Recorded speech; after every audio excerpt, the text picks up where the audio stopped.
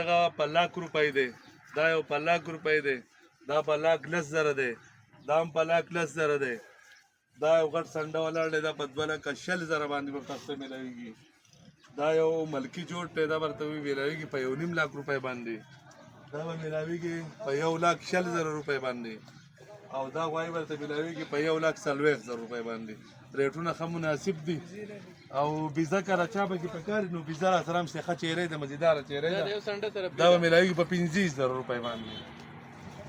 دا راسره دوه سنډان ولاړ دي. دا د ملکي سنډه دی، غټ سنډه دی. او ورسره دا یو هم دی، د دې هم ډیمانډ تقریبا 2.5 لاک روپۍ ډیمانډ ډېره دی. نو څاروي ښه په مناسب ریټ باندې دي. السلام علیکم. څنګه چې تاسو ته پته ده د لوی اختر ورځې دي، خلک د قربانو لپاره څاروي الي. دا مال زه په خپل کلي ډډهره کې ولاړ یم او د قربانۍ دپاره ما څاروي راویستي دي. او زه به تاسو ته د قربانۍ ریټونه هم وایم. نن کې قربانۍ ریټونه د نور کلونو په نسبت باندې، د نورو کلونو په نسبت ډېر زیات ګران دي. خو زموږ سره دا دوه غاښي څاروي ولاړ دي.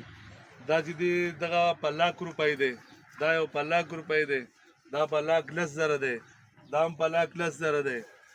دا یو غټ سنډه ولاړ دی، دا په 2,40,000 باندې به تاسو ته میلاویږي.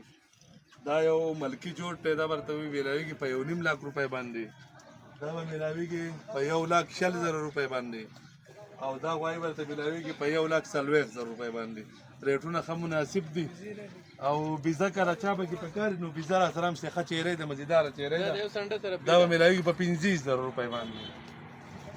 دا راسره دوه سنډان ولاړ دي. دا د ملکي سنډه دی، غټ سنډه دی. او ورسره دا یو هم دی، د دې هم ډیمانډ تقریبا 2.5 لاک روپۍ ډیمانډ ډېره دی.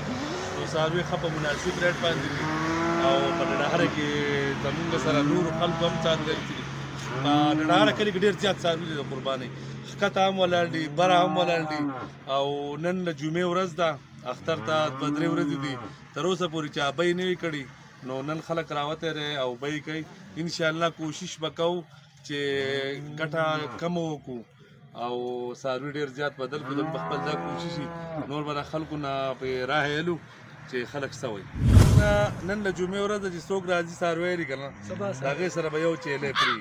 او 3 څاروي چې څوک کوي له هغې سره به یو څاروی خوري. صحیح ده دسې.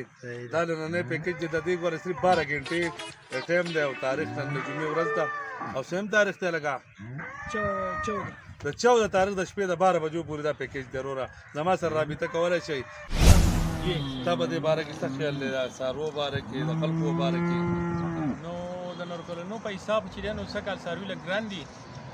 خو نه لکه زمونږ په کلي کې چې دی نو مناسب ریټونه دي. ولې چې دوی د غرونو د علاقو نه په خپله څاروي راکوزوي نو ریټونه یې مناسب دي.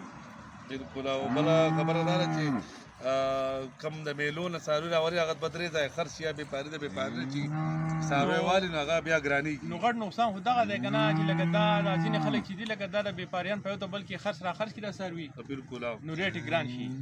نو هغه بیا دومره جادوګري چې په خلکو سترګې پټوي. لکه مطلب دا دی څاروی که وراړئ بیا چې کور ته بوځي نو وروسته بیا ستومانئ. خو لکه مطلب دا چې کوشش به دا کوو چې په خپله وګرځئ، په غرونو کې والئ، که داسې نه او که بیا داسې نو بیا به داسې ځي ته رسوو چې چا ډایرکټ راویستي. بالکل. نو هغه به بیا ریټونه زمونږ په کلي کې عموماً داسې خلک دی چې ځي پلی ته ځي، بره هغه بهار ولنګار ته ځي، او داسې هغه د هغه طرف ته ځي، دا سمای کړی ټال درجال طرف ته، دغه طرفونه ته او ځي. پنجاب نه به کم خلک څاروي نو راولي. هغه په هغه ځینې په خپله الي او په خپله یې راولي، نو بیا مناسب ګټه باندې ورکوي. او د خلکو د اخیستو هغه دغه هم ډېر کم شوی دی که نه. لکه نو د پرونه پورې خو ډېر کم و. نن خو لا ښه وه، لکه په دې کلي کې چې زه یم نو سوداګانې ډېرې وې.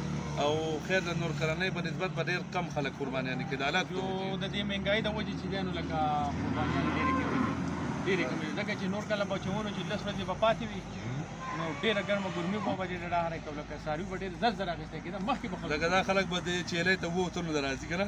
نو چیلۍ ته خو به 2 تن نه راځي. او دا د خو لا ښه په سنډه کې یوه چیلۍ ګفټ ورکوئ. میلې ته ټول هغه کسان راغلي دي که نه، ټولو ځانه بیې کړي دي، څاروي اخیستي دي.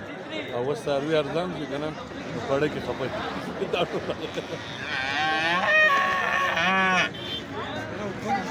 ګرانو قدرمنو کتونکو دغه د ډډهارې یو کلی دی د پسوات کې نو دغه میلې لګېدلې دي څوک د ایرې نه راوتلی نه شي دا څاروي ګران دي ښه کافي خو بیا هم د پنجاب نه څه څاروي راغلي دي ډېر څه ګزاره پکې هم کېږي اوس پته نه لګي چې د آخري شپې یا د آخري ورځې ریټونه به څه وي نو هغه به درته هم ښیم راسره اوسئ